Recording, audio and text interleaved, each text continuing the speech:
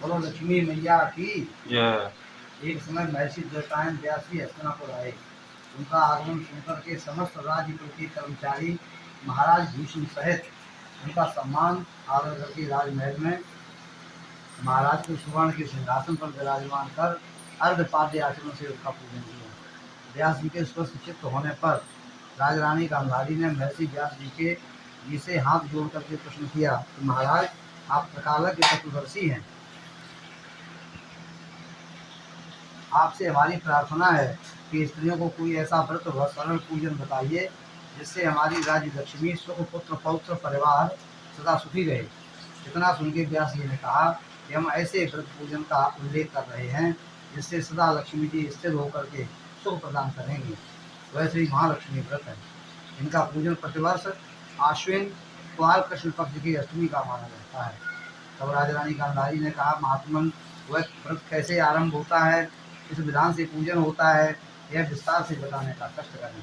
तब महर्षि जी ने कहा कि वह व्रत भाद्रपद शुक्ल पक्ष की अष्टमी के दिन सुबह व्रत का मन में संकल्प करके किसी जलाशय में जाकर के स्नान करके स्वच्छ कपड़े पहने, तब ताजी दूरबा से महालक्ष्मी जी को जल का तर्पण दे करके प्रणाम करना चाहिए।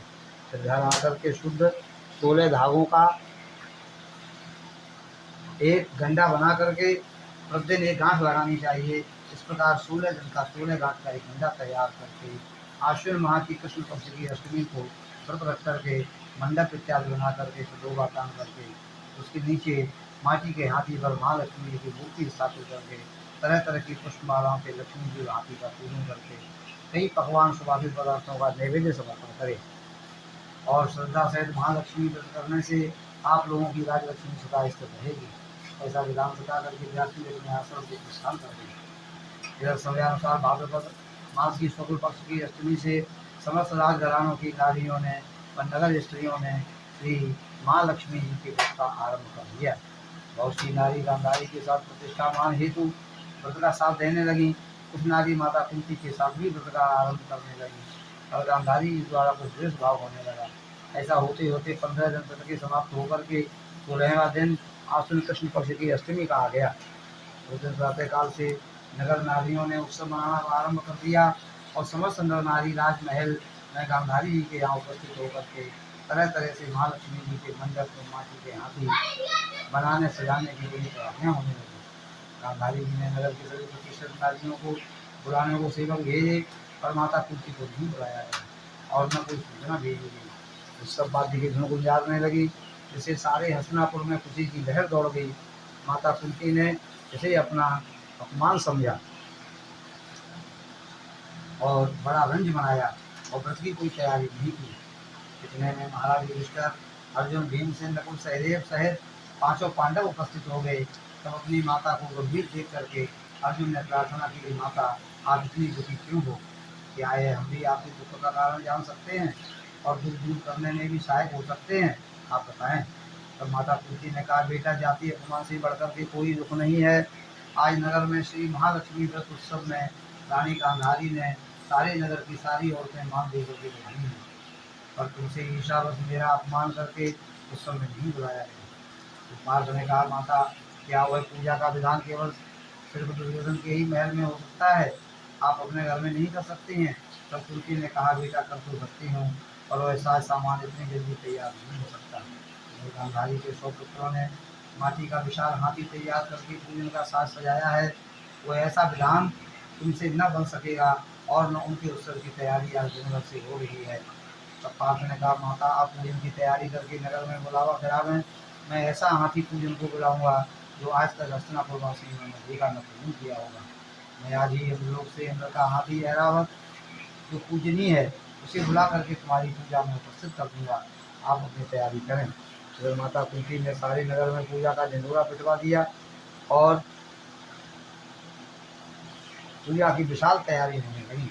तब अर्जुन ने सुरपति को ऐरावत भेजने को पत्र लिखा और एक दिव्यमान में बांध करके धनुष पर रख करके देवलोक इंद्र की सभा में फेंका। इंद्र ने बाण से निकाल करके पत्र खोला और पढ़ा तो आश्चर्य से अर्जुन को लिखा, ये पांडु कुमार ऐरावत भेज तो दूंगा और वो इतनी जल्दी स्वर्ग से कैसे उतर सकता है, तो इसका उत्तर शीघ्र ही लिखो। पत्र पा करके अर्जुन ने पत्र में बाणों का रास्ता बना के हाथी उतारने की प्रार्थना लिख करके वापस कर दी।